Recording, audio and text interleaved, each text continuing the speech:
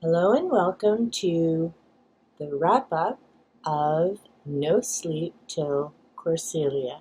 This is a short story from 10 Tales of Transformation by Gareth Howells. I'll leave a link to his channel, Books, Songs, and Other Magic down below so you can go learn more about the author, musician, and all-around amazing individual responsible for this work. Last week, the band, the Brown Yelp Gang, were on their way to Corsylia for a 36-day run. And in the past, they'd only done 13 days in a row, so they were trying to figure out how they were going to survive 36 days in a row. Trent, the three-headed Kelpian lead singer of the band, came up with a plan, reconnected with an old friend, Ursulus, to come up with a substance that should help them get through the gig.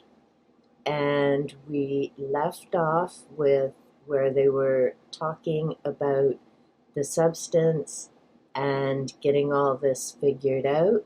So this week, let's see what happens and if the plan works and how their 36-day gig turned out. "You're being very caring, Ursulus," Trent said, taken aback by her reluctance to sell it. "I like your songs." Riff smiled, convinced that it was his guitar playing that made her feel like that. Trent was losing his patience and suddenly became animated and anxious. "Look, we know what we're doing. We need to get through this tour and then we'll be fine." Ursulus was a little worried about losing one of her favorite bands to a drug that had killed many of her clients before, but was torn by a sense of loyalty to her old friend. Her most common reaction to this situation was, if they're stupid enough to buy it, then that's not much of a loss to the world. This would always win in an internal battle between conscience and currency. In this case, currency still overcame the affection she had for Trent. "I'll give you some, but I need some guarantees." "Done," Trent replied quickly. "And some free tickets." "Done," Riv said, again feeling complimented by her insistence. "I need a guarantee that no one knows where you got it from, and no one knows about my little nest here." She looked around the room, proud of her notoriety as she spoke. "I'm not interested in getting you into trouble, Ursulus." Trent was being sincere, even if he couldn't guarantee that. "Yeah, we just want the plant," Riff added. "Okay, so have you got money?" Ursulus asked inevitably. Riff was shocked to see Trent unfold an impressive wad of notes from his left trouser pocket. Trent smiled at Riff as he handed over 34,000 denels, the currency on Corsylia, over to Ursulus. "Wow, you want a lot of Dengen plant," she said, amused at the transaction. She leaned over the microphone on her desk, and her voice rang out through the whole building. "This is your captain calling. I need to see Nod in my office, now." Nod was the doorman that greeted the two hopeful musicians as they first walked into the bar. He immediately left his post at the door and walked to the basement. Without delay, he appeared at the door of the basement, ready to undertake any command given to him from his captain. "Ah, Nod," Ursulus began. "I need 4 cases of Dengen plant. There's double that in the back room. Give it to these two. Let them go free to wherever they need to go." Nod turned around without reacting, walked to the back room for a few minutes, and came back carrying 4 cases of Dengen plant. He dumped the cases on the floor in front of Trent and Riff and walked away, not saying a word. "He's a right charmer, isn't he?" Riff asked sarcastically. "He could kill you with one knee," Ursulus replied, not impressed with Riff's bravado. "Imagine dying from a knee incident," Riff replied, not reacting to the threat. "We'll go," Trent interrupted. "Thank you, Ursulus. The money's real. I wouldn't swindle you." He winked as he spoke. "Oh, don't worry. If the money isn't real, you won't get far." They knew she was serious and knew how threatened they were. The security looked after Ursulus's empire, gave the two musicians a wide berth, and let them through. Riff bought a few donuts as he was leaving, aware of the establishment's reputation. The bandits, smugglers, arms dealers, pimps, and prostitutes carried on with their revelry without acknowledging Trent and Riff's departure. The sophisticated and stylish veneer in the building remained untarnished by 4 cases of Dengen plant leaving the basement. It was as if they had walked out with 4 bags of nuts. Considering what they were expecting and how much Trent wanted Riff with him as backup, the Dengen plant was bought without difficulty. There was hardly much resistance or hesitation from Ursulus, and no drama with the lowlife in the bar. As they left the building, Jenkins James was outside, waiting for them. "I wondered what you were doing," he said, with a disapproving expression on his face. "Jenkins!" Riff exclaimed loudly, almost hugging him. Trent was more nervous about what they were doing. "Shh," Trent said to both of them, conspicuously put the cases down on the floor and stood in front of them.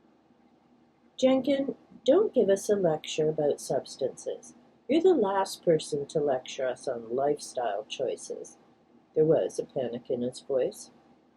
"Don't be ridiculous, Trent," Jenkins replied. "I have no interest in telling you off. My wheels are around the corner. I'm here to get you out of here sharpish." They both looked at each other, laughed, grabbed the cases of Dengen plant. Whatever they were about to face in this quarter of Corsylia was now successfully evaded with this new definition of band management. The 3 of them raced to a slick, fast vehicle and drove off toward the hotel where the band was staying. On the journey back, both band members looked at each other with a sense of triumph, grinning like boys that had successfully stolen fruit from a belligerent farmer. The first gig at The Champion was less than 24 hours away. They just had time to rest and eat and to do some maintenance on their gear.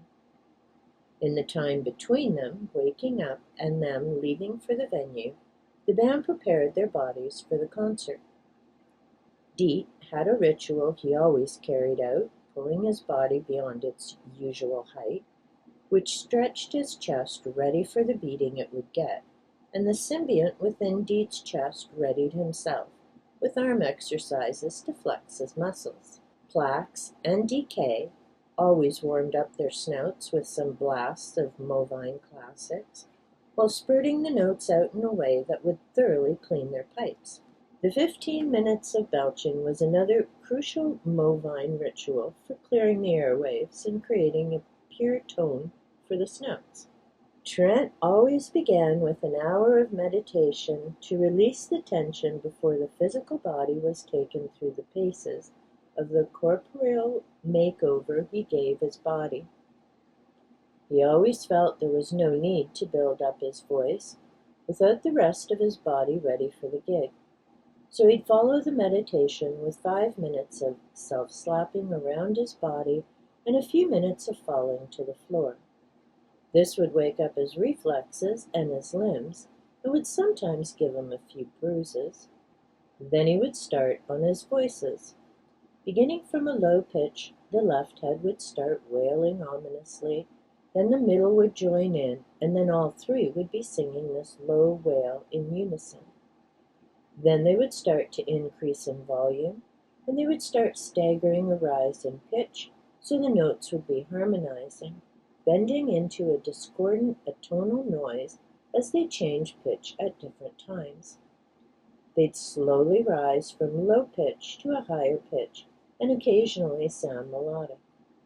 After a few minutes, all 3 voices start to scream at a high pitch not heard by Kelpians outside the warm-up, and then they would rest.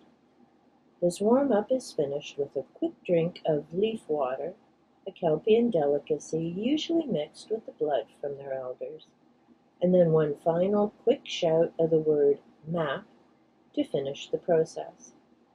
Lazy Riff was named that because he played so effortlessly. It was also because he was lazy. He didn't warm up that night and never did. With all 5 band members ready to leave for the champion, there was one thing left to do: to ingest the dungeon plant. This was a specific process that began with the plant being soaked in water for 10 minutes. Then, with juicing salt being added to the water, the plant would then start to rise above the pan. It would grow to about 3 feet high as the salt mixes with the plant in the water. Then, as it gets to that height, anyone venturing into the sharing of dungeon plant would then pour the salted water over their heads and suck the plant. As the plant is sucked, it starts to wrap around the insides of the participant's mouth and starts to travel inside the body. The salted water soaks into the head as the plant travels through the body, and the plant's properties start to take effect. All 5 of the band nervously went through this ritual, aware that they were risks, but not very aware of what those risks were. Whatever caution they were feeling was overridden by the worry of playing for 36 nights without a break. The champion beckoned, and 35 other venues were going to follow, without any sympathy for fatigue, with all 5 of them going through an alteration of their reality as the drugs started to take effect. Jenkin walked into the hotel room to take them downstairs to take them to the venue. Their stage crew had been there all afternoon checking the huge PA and speakers at the venue, and the platforms the band would stand on. The mics were checked for Trent, Riff's guitar gear was checked and double-checked, and Deet's amplification stool was polished and cleaned. The Movines didn't use traditional amplification, but did play into metal funnels that naturally amplified the music coming from their snouts. It was crucial for the band to get to the venue at least an hour before the gig, to make sure that the stage crew hadn't missed anything or not turned up. Today, on the first day of the Brown Yelp Gang's tour of Corsylia, the stage crew turned up early. The audience gathered outside the champion with a nervous excitement and an emotional edge that, if you could capture, would sell in crates on the black market. Some of the people queuing up were particular fans of Deet and had added extensions to their chests to make themselves look like him. Some of the line of Corsylians were Trent fans and had masks on that made them look like Kelpians, although the left and right heads on Trent would be able to tell they looked more like the middle head than the other 2. Many of the people queuing had clothes on that reflected the colors and imagery of the artwork they had assembled on their records. There was certainly a buzz around the venue as the crowd filled the surrounding area, and the 3 streets adjacent to the champion. Along the queue, from one end to the other, traders walked down the long line offering exclusive merchandise that only they were selling. They used the argument that the band weren't even selling the merchandise to illustrate how exclusive it was. Some were fooled by the sales pitch and bought the tat that was being offered. The audience were let in the venue, and shortly after, the lights went down to just emergency side lights for the gig to start. There was a moment of hush, a few whistles, the odd shout of something incoherent, and an occasional "Brown Yelp!" shouted from the crowd. This was interrupted by the opening suite that brought the band on stage. It was a grand theatrical entrance, fit for any act traveling across the galaxy to make heroes of themselves. The band ran on stage, and at that moment, the effects of the dungeon plant fully kicked in. Trent's short run on stage was affected by his legs suddenly losing control and running extremely fast in circles around the stage. This was shocking to him, as he became fully aware very quickly that he'd lost control of his legs. The audience stood in wonder as their three favorite lead singers shrieked at the top of their three lungs while running around the stage in circles. All three heads had an obvious, fearful expression on their face, but the audience were lapping it up. Riff ran on with his guitar, but then immediately, as the drug took effect, began swinging around with his guitar outstretched like a kite. Round and round Riff spun, unable to stop as the dizziness caused him to lose consciousness. He was flat out on the floor, bent over his guitar in seconds. Deet had leapt onto the stage as the opening music died, but then as the drug took over his wits and his bearings, he started bouncing as high as he could for a few minutes, then jumped into the crowd, asking them to hit his chest. Deet's request for the audience to beat his chest became more and more intense, so that within less than a minute he was aggressively screaming demands for them to beat his chest. Plax and DK were on stage last, and were equally powerless to cope with the effects of the Dengen plant on their system. Working as a team always, they ran on stage, looking like they were running to their positions on stage, but then immediately started to attack each other. They attacked with a ferocious focus on their mouths, and soon enough, it was clear that they were trying to bite each other. They wrestled on the floor with their bodies wriggling around violently, making the outcome of the tussle difficult to establish. They clawed at each other's bodies and both made successful bites on the other one, with chunks of flesh being ripped off the Movines' bodies as they bit.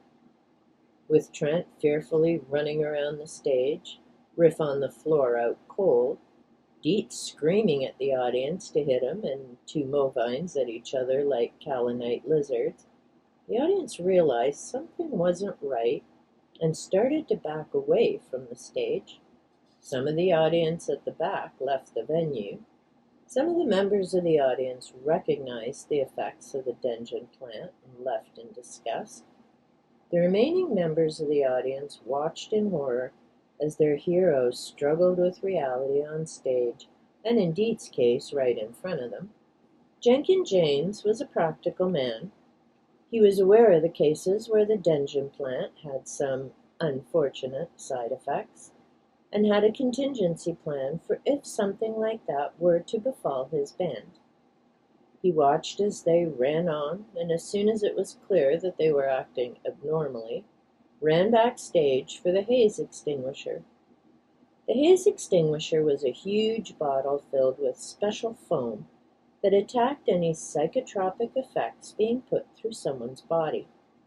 It successfully neutralized the altered perception experienced by the drug user. It was expensive, but Jenkins knew about the Dengen plant and was determined to have a plan in action if things went wrong. Clearly, the gig was going in a direction the band didn't want. Very quickly, the stage was filled with haze extinguisher foam. The Brown Yelp Gang was covered in it, as were the audience members that were still near Deet in front of the stage. The security force in Corsylia had been called and was on their way to the venue. Any use of the Dengen plant at all was forbidden. At such a public event, the punishment would be severe and long-standing. Realistically, the authorities would take at least 20 minutes to get to the venue, at which point the band could be out of there. Jenkins and the band knew that they had made a public spectacle and had made an undeniable public statement that they were using the Dengen plant. Soaked in haze extinguisher foam, but back to their senses, the band ran off the stage, with Riff being carried off, and they went backstage to regroup. Deet was just behind them, now not interested in his fans hitting his chest. "What the hell?" Plack shouted, mostly at Trent. "Wow, that was crazy," Lazy Riff yelled, with more of an excited tone to his voice. "I had no idea that would happen," Trent almost apologized. "We have to go, boys," Jenkins stated hurriedly. "There's no way that's gone unnoticed." "That was just the plant?" Deke asked innocently. "I've seen something like that before. Plax and DK would have killed each other if we'd have left them to it." Jenkins was ushering them out to the back of the venue as he spoke. "That would have been amazing," Riff said, missing the point. As they walked out of the Champion, they found Jenkins' vehicle outside the back door, ready to go, almost as if he was expecting this swift exit from the gig. They all jumped into the vehicle as Jenkins fumbled for the start disc, and it sped away from the venue. "We let you down, man," Plax said remorsefully from the back seat. "I don't care about that. I'm just worried about us getting caught." Jenkins was shouting the words while looking ahead, aware that they were now in serious danger. He had managed other bands, but this one was a special case. He had created them himself from the inner species he had, and had worked with them through the cave gigs to the biggest audience tonight. He was determined to keep them safe. His vehicle swerved conspicuously as Jenkins tried to maintain a high speed. He knew it wouldn't be long before the security force in Corsylia was after them. As the car passed the third turning, they all heard a siren from above them. A security ship was hovering above their vehicle, its rotor blades drowning out the sirens as it caught up. Plax and DK started shouting sounds of hysterical panic from the back seats. Trent was next to them, trying to tell them to be quiet, while Jenkins maneuvered the vehicle away from the security ship. Jenkins swerved down an alleyway that was too narrow for the security ship. Maintaining the speed, he took a sharp right at the alley. He drove straight for a few yards and halted suddenly when the security ship appeared again, this time in front of the vehicle. A booming voice surrounded them as they looked on in anticipation. "You have violated Code 47 of the Corsylian Law of Substance Dispersion. Give up your illegal substance and step out of your vehicle." The words echoed around the block. "Well, that didn't go well, did it?" Riff was straight to the point. "If we don't get out of the vehicle, he'll torch it," Jenkins explained frantically. "I don't want to be torched," Deet shouted from the back. "Let's get out.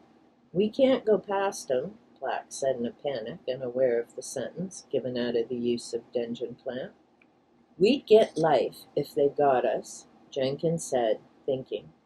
He was frozen at the spot. He couldn't get out, knowing the harsh sentence given out on Corsylia for drug use. He couldn't just stay there, or the security ship would punish them all itself. There was only one answer. "Okay, boys, hold on to your snouts. We're off." Jenkins twisted the engagement drive, and the car shot forward like a coil at a rapid speed. They all whistled and whooped as they played chicken with the security ship and called its bluff. As the band headed straight for it, the ship rose into the air more and tilted slightly off balance in the surprise. Moments later, they had turned a few more corners and had gained a distance from the ship. "They must have assumed we'd give up. Only one ship," Jenkins said as they slowed slightly. "Good job. We can't go down for Dengen plant. That's hardly very Brown Yelp of us," Lazy Riff said, finally awake after the collapse on stage. "Good morning, Riff," Trent said calmly. "Morning, Chief." Riff smiled at Trent with a contented grin on his face, as if they weren't being chased by authorities. "I can't believe you can act normal after everything that's happened." Plax was at the end of his patience with Trent and his great ideas. "I'm parking up in here." Jenkins drove the vehicle behind a huge billboard advertising Brown Yelp. The irony was not lost on the band or their anxious manager. Once out of the vehicle, Jenkins started to think about the bigger picture and about the other gigs booked on the tour. Sirens could be heard around Corsylia as the band talked and argued and panicked about their situation. Plax and DK were typically convinced that they would be caught before the end of the night and put in a security cage. Movines were known for their worry and sense of kismet. As a society on their planet of Hurl, Movines live very safe, comfortable lives. For Plax and DK, this had been a much more intense ordeal. For lazy Riff, the encounter with the security ship was thrilling. He loved it. He had a much lighter grasp on the consequences of his actions and tended to worry about that after the fact. Deet was just relieved to be alive, sober, free from the security ship, and still blissfully, symbiotically linked. He was quietly anxious about the other gigs, but trusted Jenkin implicitly. Trent had an idea. "Right, I think I have an idea." Plax huffed loudly. "Plax, hear me out. I think this would work." "What is it, Trent?" Jenkin was open to suggestions. "Special limited edition gifts from our fans." "Pardon?" Plax said. Jenkins smiled as he started to see what Trent was suggesting. "We need to do the gigs, and we're worried about getting arrested." Everyone agreed. "Why don't we make sure the fans are motivated in keeping the security force off our backs? Special gifts as rewards for keeping us safe." Deet laughed. Riff stared into the horizon, nodding, beginning to get too tired to contribute productively. "So we're getting the fans to listen to us while stopping the security from getting in?" Jenkin asked for clarification. "Exactly," Trent said, proud of his suggestion. "This is ludicrous," Plax said, now getting more and more agitated by what he was hearing. "We could change where we are in the venue to make sure there's no way in, except the bits that's blocked off," Deet added, starting to like the idea. "If we get on the network and ask the fans what they think, we can go from there," Trent suggested, smiling. "You guys are out of your ridiculous minds," Plax said, helpfully. "If you think of a better way out of this, let us know," DK said, now siding against his fellow Movine. Plax was visibly surprised by the change in loyalty. He understood it was a desperate situation, but found it hard to believe that the fans would be interested in keeping them safe from the authorities.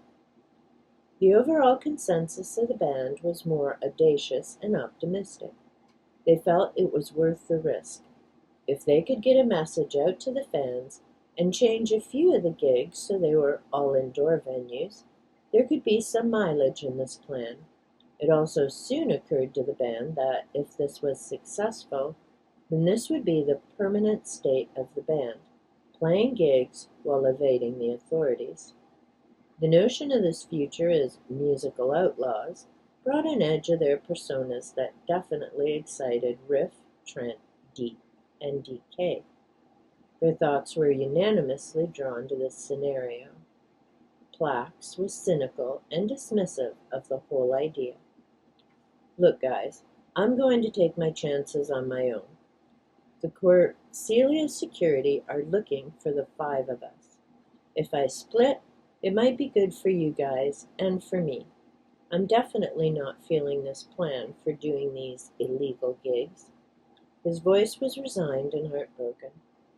The band had meant everything to him, but now it had gone too far, with the Dengen plant now making them wanted criminals.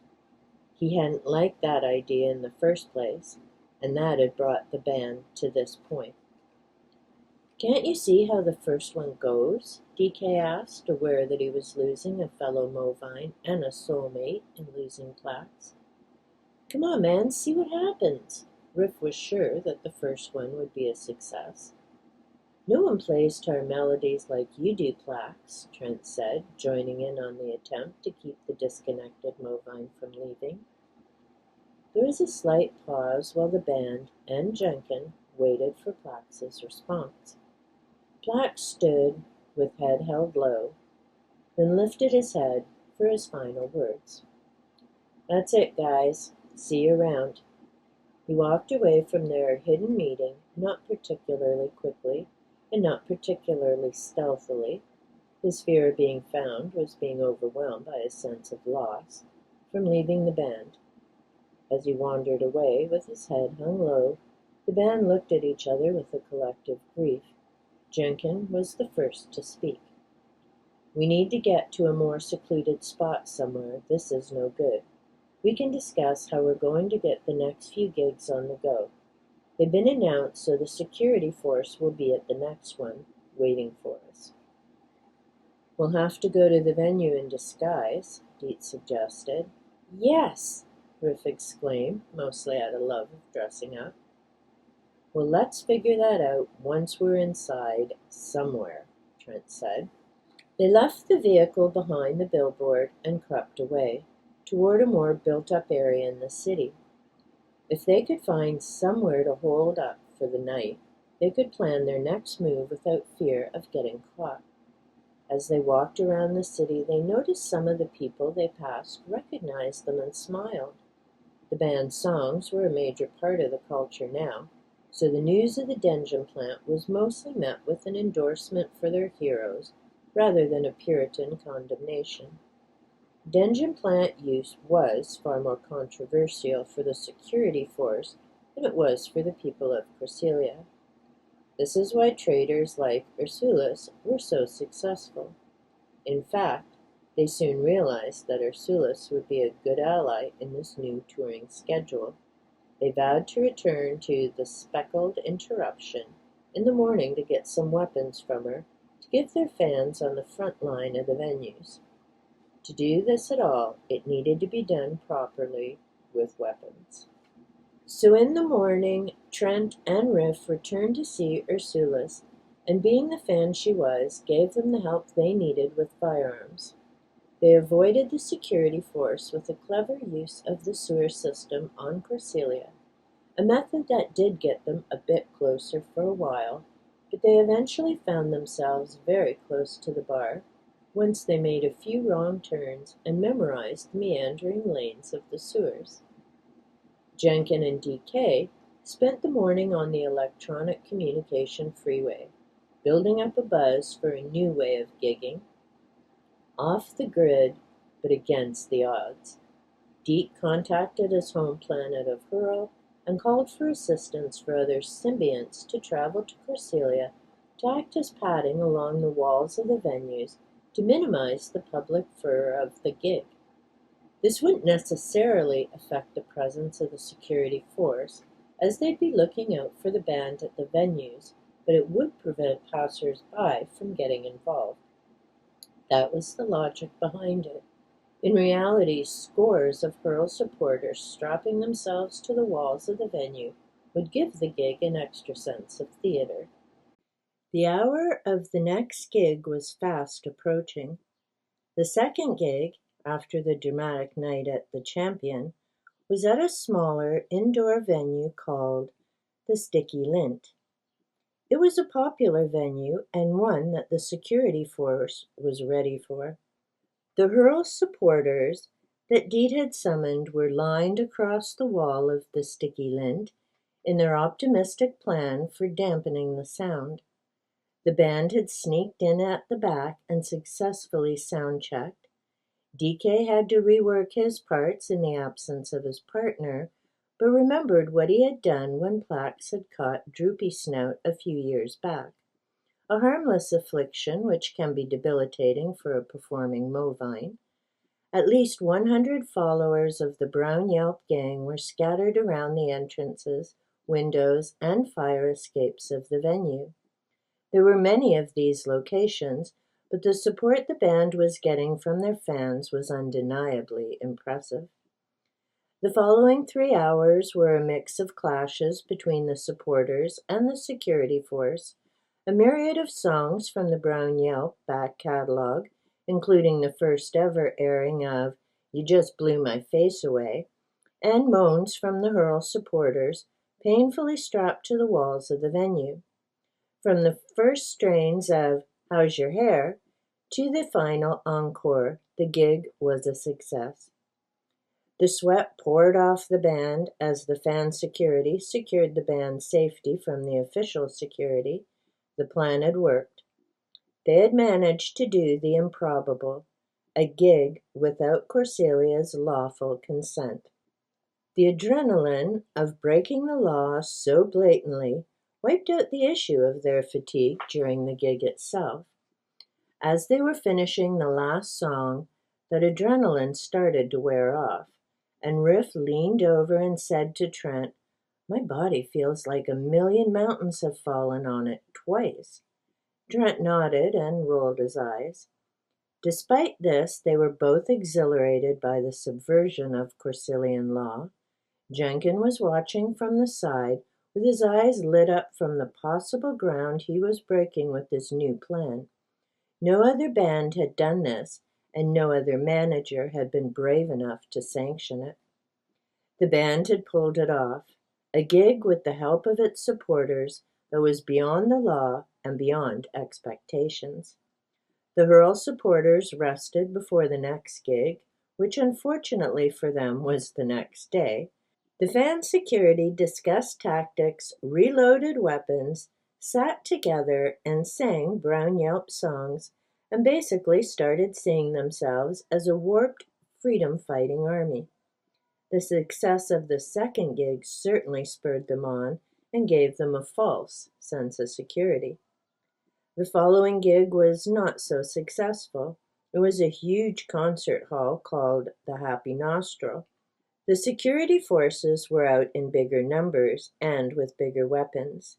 In fact, the gig had to be abandoned after the first 3 songs due to the Hurl soundproofing being alarmed and physically hurt by the warning shots being sent their way and the main front line of supporters being breached.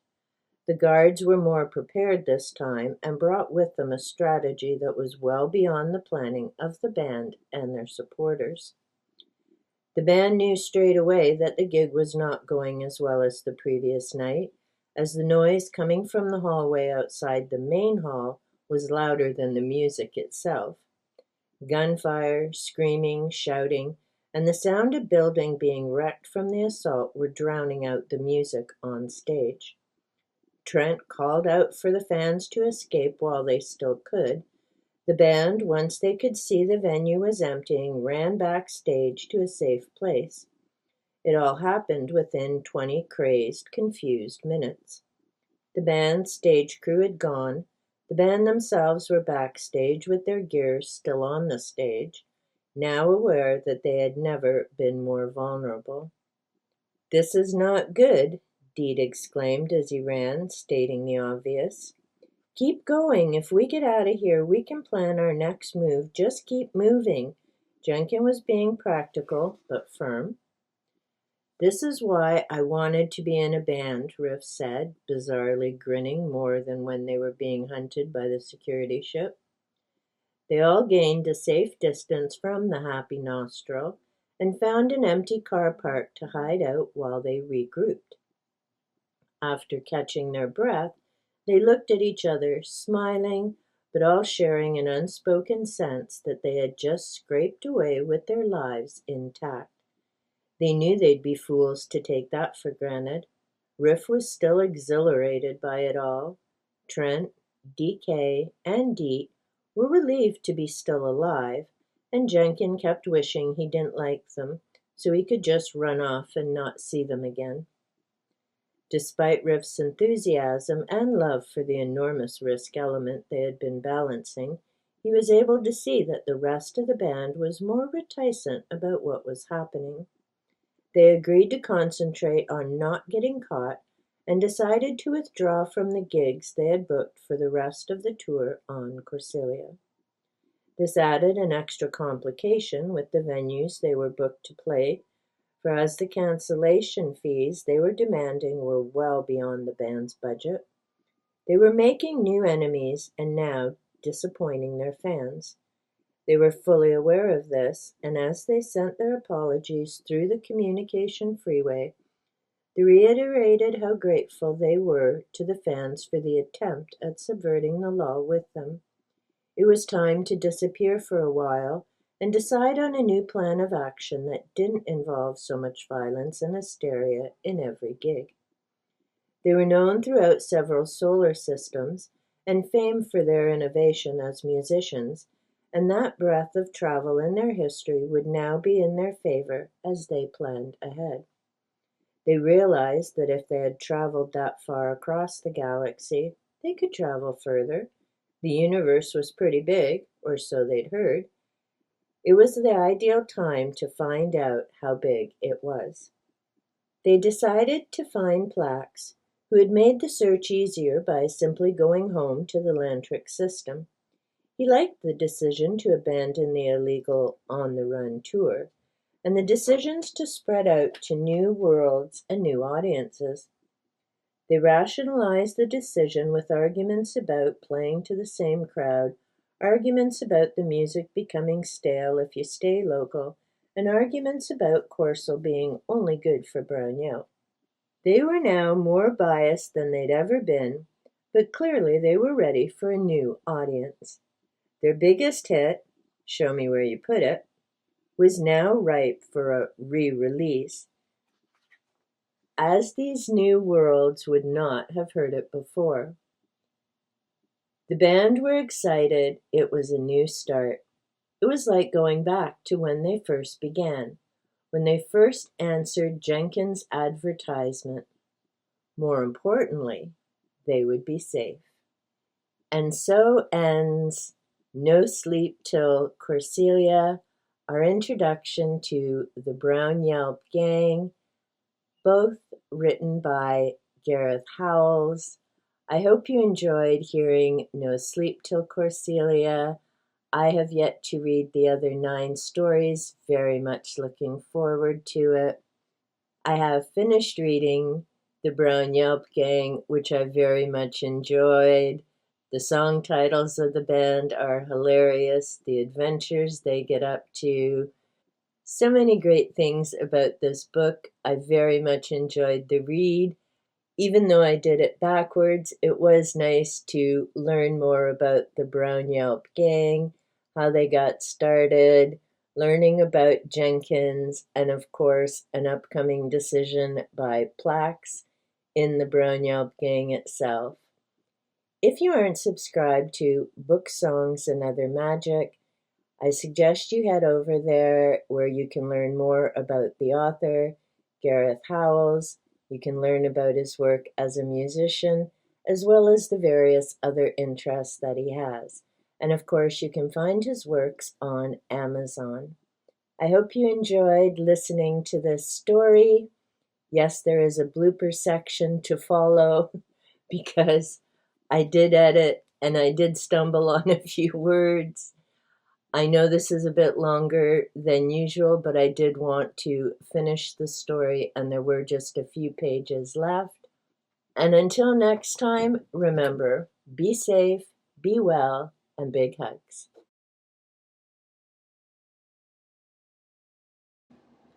Done, Trent report.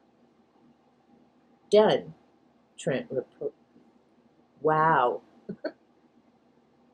The 15 minutes of belching was another crucial of the corporate, can't say it,